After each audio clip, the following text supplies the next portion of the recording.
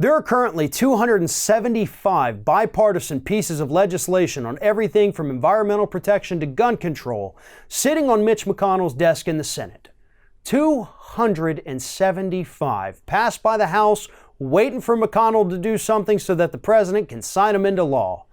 And Mitch McConnell has absolutely no desire whatsoever to pass even one of those bills that Congress has sent over to him.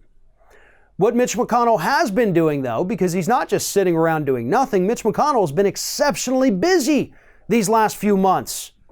Unfortunately, it's not busy passing legislation, it's being busy packing the courts of the United States.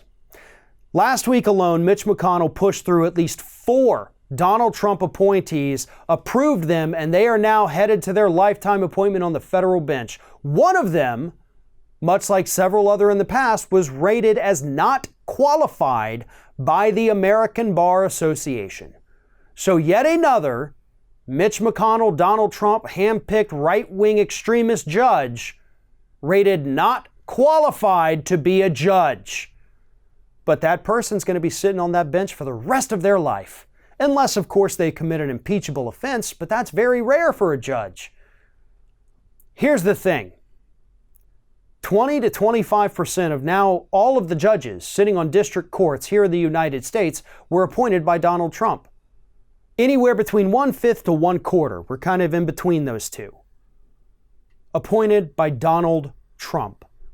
They want to have close to 190 new judges appointed before the end of the year. That's throughout the calendar year, last January all the way to December 31st. 190.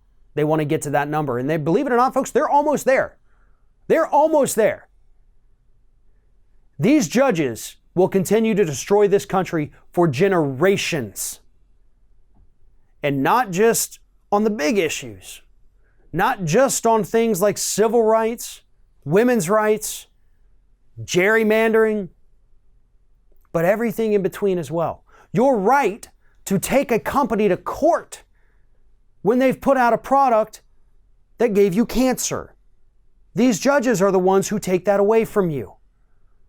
When you finally do make it to court to take on the massive corporation that put out a pill that cost you half your limbs, these are the judges that are going to say, you know what, I don't think this is worthy.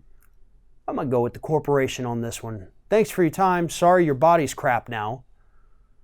And I'm not making this up. These are things that happen. But Mitch McConnell is the guy who's making it happen right now. Now, I remember when Pete Buttigieg first came on the scene. You know, nobody knew anything about him. This guy from Indiana says, I'm running for mayor. And one of the first things he said in one of his first interviews or speeches, I don't even remember what it was, but it was, Democrats need to focus more on the lower courts. They've ignored the lower courts and focused too much on the Supreme Court. And at that point, I thought, oh my God, this may be the guy. Trust me, I no longer think that about Mayor Pete. But he was right about that. Democrats focus too much on the Supreme Court, and they've ignored all these lower courts.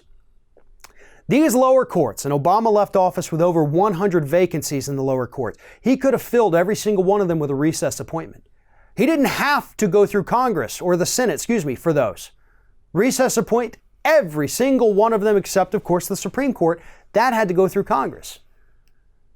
But for the recess appointment to work, the Senate would have had to have adjourned for at least 72 hours, which they did.